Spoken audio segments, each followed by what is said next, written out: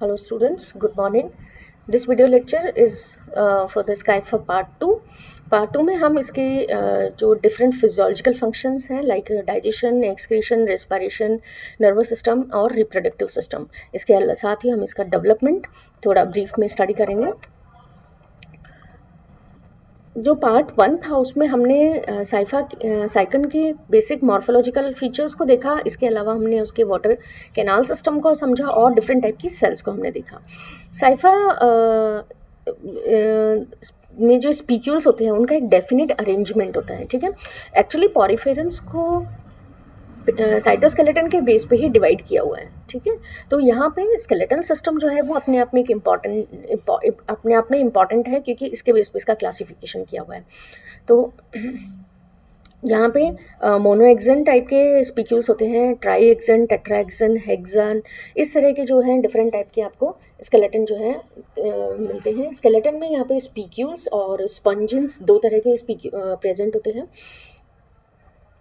तो साइफा में जो स्पीक्यूल्स होते हैं, स्केलेटन जो है वो एंडोस्केलेटन प्रेजेंट होता है। ये क्या करता है? प्रोटेक्ट करता है, सपोर्ट करता है software part of the body. Calcareous spicules present होते हैं और टाइप ऑफ स्पीक्यूल्स जो होते हैं, एक्चुअली पॉरीफेरेंस में स्पीक्यूल्स और स्पॉन्जेंस दोनों प्रेजेंट होते हैं, लेकिन यहाँ पे जो है हम बेसिकली स्पीक्यूल्स की बात कर रहे हैं साइफा में। स्पीक्यूल्स जो हैं वो मोनोएक्सन होते हैं या टेट्राएक्सन टाइप के होते हैं। इसके अलावा मोनोएक्सन जो स्पीक्यूल्स होते हैं ये यूनिरेडिएट और बाइरेडिएट टाइप के हो सकते हैं। टेट्राएक्सन स्पीक्यूल्स होते हैं टेट्रा एक्टिन और टेट्रा रेडिएटेड टाइप के हो सकते हैं। डेवलपमेंट की अगर हम बात करें स्पीक्यूल्स में, तो स्पीक्यूल्स यहाँ पे आप देख सकते हैं इसका डेवलपमेंट दिखाया हुआ है।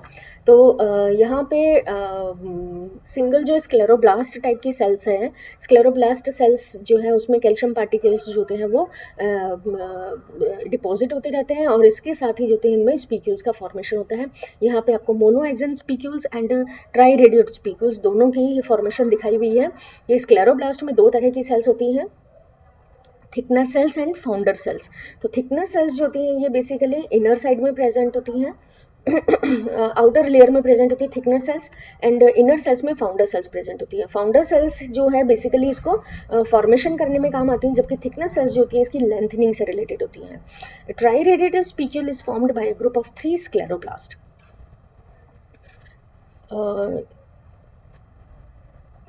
वाटर करंट को हमने देखा था कि वाटर करंट जो होती है इसमें बहुत ही इंपॉर्टेंट रोल प्ले करती है। वाटर करंट का कोर्स हमने देखा था किस तरह से वाटर करंट मूव करती है through ostia, then incurrent canal, then radial canal, then spongocoel and osculum.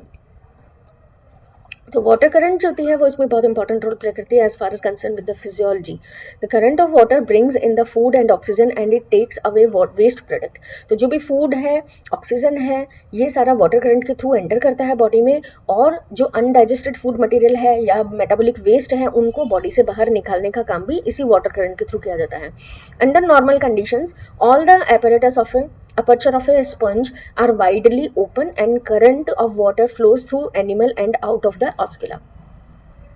Water current is caused by the beating of flagella of coenocytes. तो ये वाटर करंट को मेंटेन करने में कोइनोसाइट्स की help होती है, जो कि बेसिकली आपके रेडियल या फिर जो इन रेडियल कैनाल जो होती है वहां पे प्रेजेंट होती है। But as the flagella do not beat in the coordination, the way in which current of water is produced is not clearly understood. The flagellar movement consists of a spiral undulation passing from base to tip. ये हम बाकी पढ़ चुके हैं इसको। Nutrition, स्काइफा जो है इसमें ये ऑर्गेनिक मैटर जो प्रेजेंट होता है वाटर में, या फिर बैक्टीरिया है, डाइटम्स एट प्रोटोजोअन्स, ये जो है इसमें प्रेजेंट होते हैं, इन्हीं पे ये फीड करता है, ठीक है। Food is ingested partly by the porocytes but mainly by the coenocytes. तो इसमें जो आपके पोरोसाइट सेल्स होती हैं या कोइनोसाइट सेल्स होती हैं, ये डाइजेस्टिव मटेरियल को सिक्रेट आउट करते हैं, जिसकी वजह से इनका डाइजेशन होता है। In the cell of a food vacuole is formed in which digestion occurs. Digestion is entirely intracellular as protozoans. जिस प्रोटोजोअन्स में जिस तरह से इंट्रासेलुलर होता है उसी तरह से यहाँ पे सेल्स के थ्रू होता है, ठीक है। The content of food vacuoles are first acidic then become alkaline, ठीक है। तो सबसे पहले एसिडिक डाइजेशन होता है, देन एल्कलाइन डाइजेशन होता है। Several enzymes have been identified in sponge extract. Digested food is stored as a reserve chiefly glycogen, fat and glycoprotein and lipoprotein, इनके फॉर्म में जो होते हैं डाइजेस्टेड फूड मटेरियल को स्टोर किया जाता है। Undigested remain of the food are cast out through the collar of the choanocytes, और अनडाइजेस्टेड मटेरियल को जो है कोइनोसाइट सेल्स के थ्रू बाहर निकाल दिया जाता है। Respiration in Scypha, special respiratory organ are wanting in sponges, कोई भी स्पेशल रेस्पिरेटरी सिस्टम प्रेजेंट नहीं होता है। गैसेज एक्सचेंज होता है बेसिकली सिंपल डिफ्यूजन के थ्रू होता है between the cells of sponge and the current of water. Oxygen dissolved in water is taken by the diffusion through the general body surface by the pinacocytes and internally by the choanocyte cells. The process of respiration is entirely intracellular as in protozoa. Sponges prefer place where water contain plenty of oxygen. तो respiration जो है उसके लिए भी कोई special organ नहीं होता है। वाटर करंट के थ्रू जो भी वाटर एंटर करती है बॉडी में, उसमें जो भी डिजॉल्व ऑक्सीजन होती है उसको डिफ्यूजन प्रोसेस के थ्रू बॉडी में एंटर करती है, और जो मेटाबॉलिक वेस्ट के फॉर्म में CO2 प्रोड्यूस होती है वो भी डिफ्यूजन के थ्रू एक्सकरेंट वाटर कैनाल के थ्रू बॉडी से एक्सक्रीट कर दी जाती है। Excretion in Scypha, excretory material जो है बेसिकली अमोनिया के फॉर्म में प्रेजेंट होता है। And some observe claim that amoebocyte containing excretory granules and inclusion discharge by the sponges. Sponges में स्पेसिफिक टाइप की नर्व सेल्स प्रेजेंट नहीं होती है, लेकिन फिर भी ये सेंसिटिविटी शो करता है। Sponge body displays only very slight power of conductivity, और इनमें जो है मायोसाइट टाइप की सेल्स प्रेजेंट होती है जो कि पोर्स पर प्रेजेंट होती है, जो कॉन्ट्रैक्टिलिटी के लिए रिस्पॉन्सिबल होती है। फूड मटेरियल को ये जो है वो वाटर करंट के थ्रू एंटर करती है, लेकिन ये थोड़ा स्टिमुलस जो होते हैं इनके प्रति, इनके लिए ये शो करती है। रिप्रोडक्शन ऑफ स्काइफा, रिप्रोडक्शन जो है यहाँ पे बेसिकली हम देख सकते हैं दो तरह से होता है, सेक्सुअल एंड एसेक्सुअल, इसके साथ ही रीजनरेशन प्रेजेंट होता है। In Scypha asexual reproduction takes place by budding,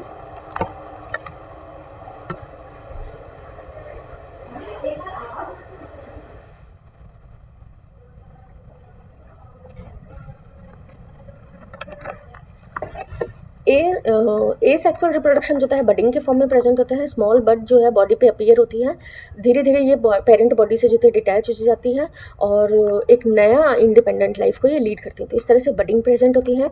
regeneration power जो होती है स्पंजेस में बहुत अच्छी होती है। यहाँ पे हमने पहले डिस्कस किया था कि कोई भी आर्कियोसाइट सेल्स जो होती हैं वो अगर किसी छोटे पार्ट में प्रेजेंट है तो वो फिर पूरा का पूरा बॉडी को फॉर्म कर सकती है, क्योंकि आर्कियोसाइट सेल्स जो होती हैं ये कैसी होती हैं, टोटिपोटेंट सेल्स होती हैं। एसेक्सुअल रिप्रोडक्शन जो है इसमें ये मोनोशियस होते हैं। बोथ स्पर्म एंड ओवा जो है वो एक ही ऑर्गेनिज्म में प्रेजेंट होते हैं, जो कि कहाँ पे प्रेजेंट होती है, मीजोग्लिया में प्रेजेंट होती हैं।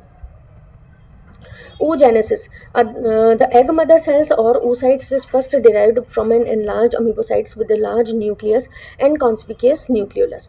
Spermatogenesis, sperm cells present होती हैं, sperm mother cells present होती हैं as an enlarged amoebocytes that soon become enveloped by one or more flattened cover cells derived by the division of the mother cells or consisting of other amoebocytes. The whole is called spermatocytes. तो spermatogenesis यहाँ पे present होती है, sperm mother cells present होती है जिनमें spermatogenesis process के through sperms का production होता है। Spermatogonia divide 2 or 3 times into the spermatocytes और spermatocytes से फिर sperms का production होता है। यहाँ पे आप देख सकते हैं राइपन स्पर्मेटोजोआ जो कि कोइनोसाइट सेल्स के पास है। Sperm enters the collar cells adjacent of ovum, ovum के पास जो एक कोइनोसाइट सेल्स है वहाँ पे स्पर्म एंटर करता है। And nerve cells giving up the sperm into the ovum. Fertilised egg जो है यहाँ पे आप देख सकते हैं। फर्टिलाइजेशन, फर्टिलाइजेशन एक्सटर्नल होता है। एग एंड स्पर्म जो थी due to protokinase condition cross fertilization occurs which is internal and the eggs are fertilized in situ. तो यहाँ पे दोनों ही इंडिविजुअल एक ही इंडिविजुअल में प्रेजेंट होता है, लेकिन फिर भी सेल्फ फर्टिलाइजेशन नहीं हो पाता है क्योंकि यहाँ पे प्रोटोकाइनस कंडीशन प्रेजेंट होती है। प्रोटोकाइनस कंडीशन वो होती है जिसमें कि फीमेल रिप्रोडक्टिव जो सिस्टम है वो पहले फंक्शन करता है, पहले डेवलप होता है। तो इसकी वजह से यहाँ पे सेल्फ फर्टिलाइजेशन नहीं हो पाता। इंटरनल फर्टिलाइजेशन होता है वाटर करंट के थ्रू, गैमेट्स जो है बॉडी में एंटर करते हैं और फर्टिलाइजेशन होता है. The sperm does not enter directly in the ovum but reaches a radial canal and is dispersed by the water current. यहाँ पे आप डेवलपमेंट देख सकते हैं जिसमें कि 8 सेल स्टेज है, 16 सेल स्टेज है, देन स्टोमोब्लास्टमा ब्लास्टुला कंडीशन प्रेजेंट है. ये हमें पता है कि जाइगोट जो है, जैसे ही जाइगोट का फॉर्मेशन होता है उसमें कंटिन्यूसली रिपीटेड माइटोटिक डिविजन्स होते हैं जिसे हम क्लीवेज प्रोसेस कहते हैं. क्लीवेज जो होता है उसमें कैविटी का फॉर्मेशन होता है जिसे हम ब्लास्टोसील कहते हैं या ब्लास्टुला इसको हम कहते हैं कंडीशन को. इसके बाद में फिर फर्दर मूवमेंट होती है एम्ब्रियोनिक सेल्स की जिसे हम गैस्ट्रुलेशन प्रोसेस कहते हैं, और फिर फर्दर आगे के जो डेवलपमेंट प्रोसेस होते हैं उनके थ्रू एक कंप्लीट इंडिविजुअल का फॉर्मेशन होता है. तो early embryonic development, the fertilised egg undergo maturation and holoblastic cleavage and develop in situ into a blastula. The first 3 cleavage are verticals and produced a disc of 8 pyramidal cells or blastomeres. At the 16 cell stage, the embryos lie just beneath the maternal coinocyte cells layer as a flattened disc shape. धीरे धीरे माइक्रोमियर्स increase करती हैं, elongate होती हैं और उसमें flagella develop होती हैं on it's inner and facing the blastocoel. तो माइक्रोमियर जो होती हैं, माइक्रोमियर जो स्पंजोसील को फेस करती है, वहां पे धीरे धीरे क्या होता है, फ्लैजेला डेवलप होती है और कोइनोसाइट सेल्स का डेवलपमेंट होता है. और इस स्टेज को हम क्या कहते हैं, स्टोमोब्लास्टुला स्टेज कहते हैं. स्टोमोब्लास्टुला स्टेज होती है, एक ब्लास्टुला स्टेज होती है जिसमें कि बहुत सारी इलोंगेटेड एंड फ्लैटेंड माइक्रोमियर्स प्रेजेंट होती हैं और 8 मैक्रोमियर्स प्रेजेंट होती हैं. इसमें एक ब्लास्टोसील कैविटी प्रेजेंट होती है which open out by an aperture the mouth which is formed in the macromeres. तो यहाँ स्टोमोब्लास्टुला जो कंडीशन है, आप यहाँ देख सकते हैं स्टोमोब्लास्टुला कंडीशन, यहाँ पे आपको स्पंजोसील बाहर से नजर नहीं आ रहा है, लेकिन स्पंजोसील जो है वो माइक्रोमियर्स उसको कवर किए हुए हैं और उनमें एक एक फ्लैजेला प्रेजेंट है. ठीक है, तो फ्लैजेलेटेड चैम्बर प्रेजेंट है, फ्लैजेलेटेड स्पंजोसील प्रेजेंट है कवर्ड बाय द माइक्रोमियर. ये किस में हम बात कर रहे हैं, स्टोमोब्लास्टुला में.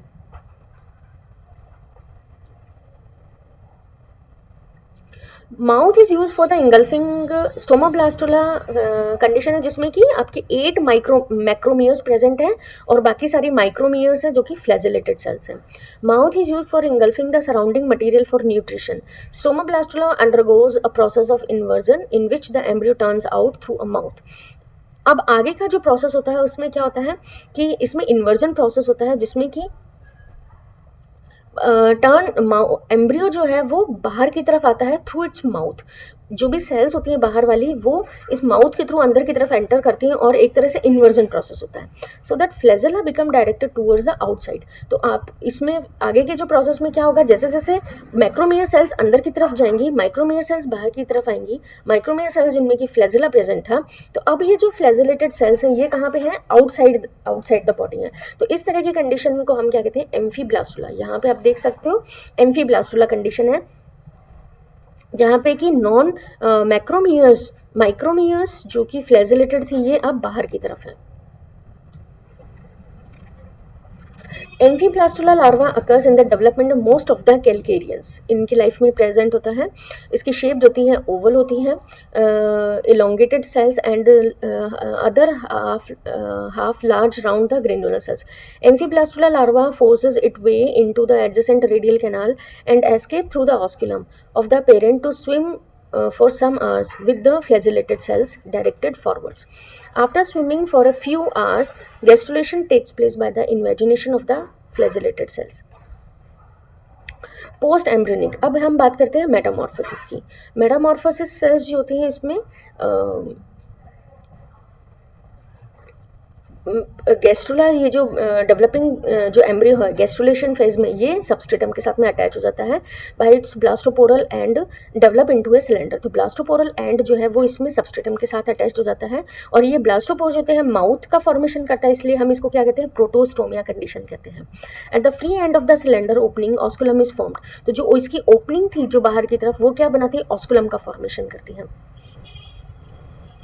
Non-flagellated granular cells give rise to the dermal epithelium, scleroblast porocytes, and flagellated cells जो होती हैं ये कोइनोसाइट सेल्स को, आर्क्योसाइट्स एंड अमीबोसाइट सेल्स का फॉर्मेशन करती हैं। तो इस तरह से आप देख सकते हैं कि अलग अलग टाइप की जो सेल्स होती हैं ये अलग अलग सेल्स को फॉर्मेशन करती हैं। फ्लैजेलेटेड सेल्स और नॉन फ्लैजेलेटेड सेल्स अलग अलग स्ट्रक्चर को फॉर्म करती हैं।